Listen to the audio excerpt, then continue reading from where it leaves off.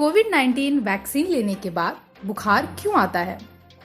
बुखार सबसे आम माने जाने वाली बीमारियों में से एक है और बुखार की खूबी है कि ये हमारे शरीर में अलार्म का काम करती है।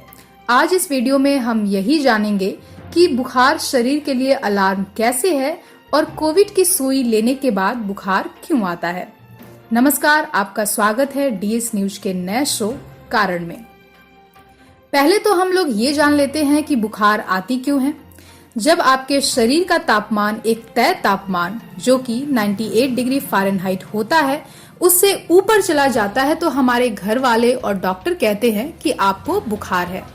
आप सोच रहे होंगे इतना तो हमें भी पता था, फिर ये सब चीज बता के अपने आप को डॉक्टर साबित करना चाहते हो? तो हम कहेंगे नहीं, हम आपको शरीर के किस स्थिति में जाने से बुखार होता है ये बताएंगे।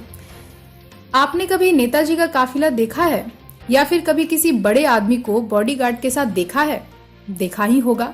उसी तरह जब भगवान ने इंसान बनाया तो उस इंसान के ढांचे को गार्ड करने के लिए बॉडीगार्ड देकर भेजा, जिसको हम इम्यून सिस्टम कहते हैं, जिसका काम है कि हमारे शरीर में कहीं से कुछ भी ऐसा जीवाणु प्रवेश करे तो उसके खिलाफ एंटीबॉडी बनाए ताकि एंटीबॉडी उसको मार गिराए और हमारे शरीर को सुरक्षित रखे।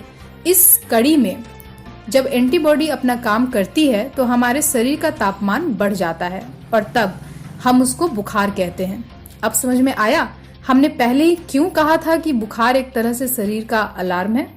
लेकिन मुख्य सवाल तो अभी बाकी ही है।